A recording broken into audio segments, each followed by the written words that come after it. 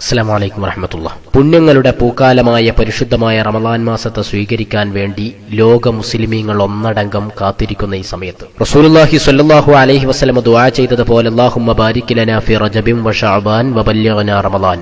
അല്ലാഹുവേ, ശഅബാനിലും റജബിലും നീ ബർക്കത്തേകണമേ, റമളാനിലേക്ക് നമ്മെ നീ എത്തിക്കണമേ എന്ന ദുആ ഉരുവിട്ടുകൊണ്ടിരിക്കുന്ന ഈ സമയത്ത് എങ്ങനെ നമുക്ക് റമളാനെ പൂർണ്ണമായും സ്വീകരിക്കാൻ കഴിയും, റമളാനിലേക്ക് എങ്ങനെ നാം ഒരുങ്ങണമെന്ന് എന്നതിനെക്കുറിച്ച് പറയുന്നതിന്റെ മുമ്പ് ഒരു കഥ പറയുന്നത് ഉപകാരമായിരിക്കും എന്ന് കരുതുന്നു. ഒരു ഉപ്പയും മോനും താമസിക്കുന്ന വീട്ടിൽ ഉപ്പ നല്ല ഉറക്കച്ചടവിലാണ്.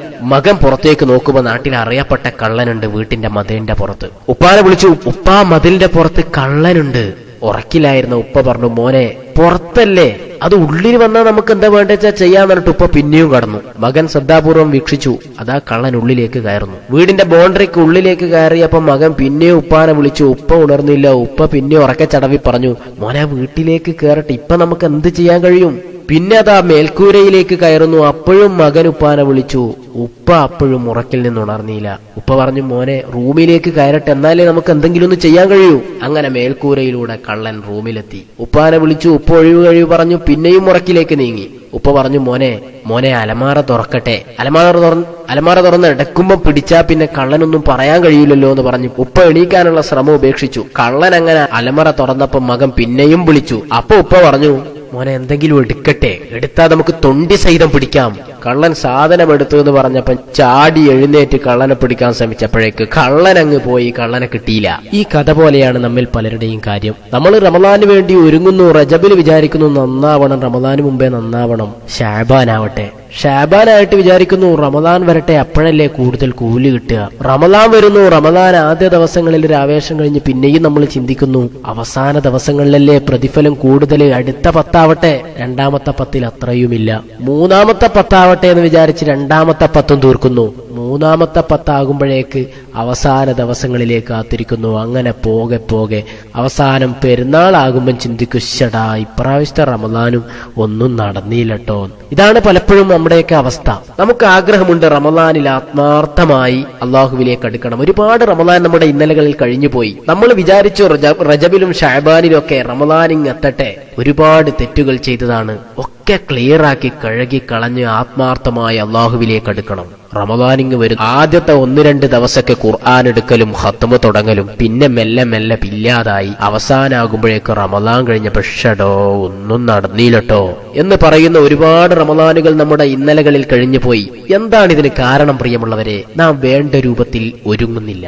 നമുക്ക് ഈ ഖുർആനോടും ഇബാദത്തുകളോടും സുന്നത്തുകളോടും ഒരു അറ്റാച്ച് ഉണ്ടായാൽ മാത്രമേ ആ റമളാനിങ് വരുമ്പോഴേക്ക് നമുക്കതിലേക്ക് ഇഴകിച്ചേരാൻ കഴിയൂ. അല്ലാതെ ഒരു ദിവസം നമ്മൾ ചാടിപ്പിടഞ്ഞ് എഴുന്നേറ്റ് അതിലേക്ക് പോകുമ്പോഴും അതൊരു ഉപരിപ്ലവമായ ആവേശം മാത്രമായിട്ട് പെട്ടെന്ന് കെട്ടുപോകുന്നു.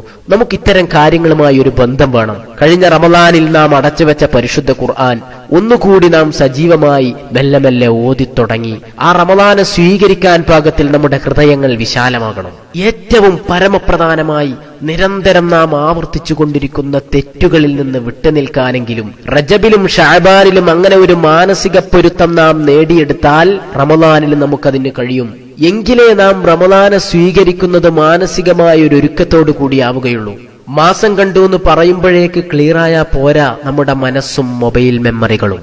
അങ്ങനെ ആകുമ്പം അത് ക്ലിയർ ആകുമ്പോഴേക്ക് ഏകദേശം റമളാനും കഴിഞ്ഞ് പെരുന്നാളാകും. നേരെ മറിച്ച് അതിന്റെ മാസം മുമ്പ് തന്നെ നമ്മുടെ മനസ്സും നമ്മെ തെറ്റുകളിലേക്ക് നയിക്കുന്ന കാര്യങ്ങളിൽ നിന്നൊക്കെ നാം വിട്ടുനിന്നാൽ നമ്മുടെ മനസ്സ് റമളാനെ സ്വീകരിക്കാൻ പാകപ്പെടും. ഒരു മുസ്ലിമിന്റെ ഭരണഘടനയായ പരിശുദ്ധ ഖുർആൻ അവനെന്നും നെഞ്ചോട് ചേർത്ത് വെക്കേണ്ട, നിരന്തരം ആവർത്തിച്ചോതിക്കൊണ്ടിരിക്കേണ്ട പരിശുദ്ധ ഖുർആൻ. ഈയിടെ ഒരു വാട്സാപ്പ് മെസ്സേജ് കണ്ടു. നമ്മളെങ്ങാനും വാട്സാപ്പ് ഉപയോഗിക്കുന്നത് പോലെ പരിശുദ്ധ ഖുർആൻ ഉപയോഗിച്ചാൽ എങ്ങനെയുണ്ടാകും? നിരന്തരം പല പ്രാവശ്യം വാട്സാപ്പ് തുറന്നു നോക്കുന്നത് പോലെ ആ ഒരു ആവേശത്തോടു കൂടിയെങ്ങാനും പരിശുദ്ധ ഖുർആൻ തുറന്നു നോക്കുകയാണെങ്കിൽ അതെങ്ങനെയുണ്ടാകുമെന്ന യുക്തിയുണർത്തിയ മെസ്സേജ്. പ്രിയമുള്ളവരെ, ആ ഖുർആനോടൊരു ബന്ധം സ്ഥാപിക്കാൻ റമളാന് മുമ്പ് തന്നെ ഒരു തുടക്കമാക്കിയാൽ മാത്രമേ അതിനോടൊരു ബന്ധം നമുക്ക് സ്ഥാപിക്കാൻ കഴിയൂ. അങ്ങനെ ബന്ധമുണ്ടായാൽ റമളാനിൽ നമുക്ക് എളുപ്പമാണ്. അല്ലാതിരുന്നാൽ നമ്മുടെ കഴിഞ്ഞകാല റമളാനുകളിൽ സംഭവിച്ചതുപോലെ ആദ്യത്തെ 1-2 ദിവസങ്ങളിലെ ഉപരിപ്ലവമായ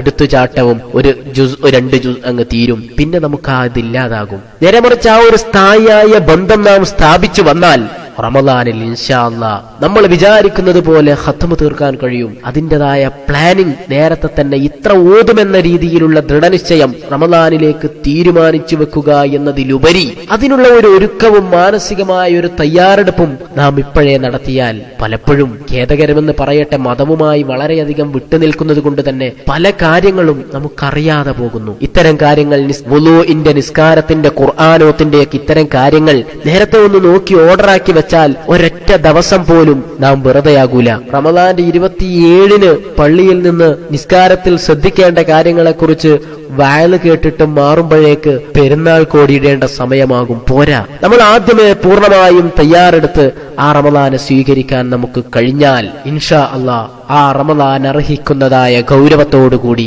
അതിനെ സ്വീകരിക്കാനും യാത്രയാക്കാനും നമുക്ക് കഴിയും. അല്ലാഹു തൗഫീഖ് നൽകുമാറാകട്ടെ. അല്ലാഹുമ്മ ബാരിക് ലനാ ഫീ റജബിൻ വശഅബാൻ വബല്ലിഗ്നാ റമദാൻ വവഫിഖ്നാ ഫീഹി ലിസ്സിയാമി വൽഖിയാമി വതിലാവത്തിൽ ഖുർആൻ.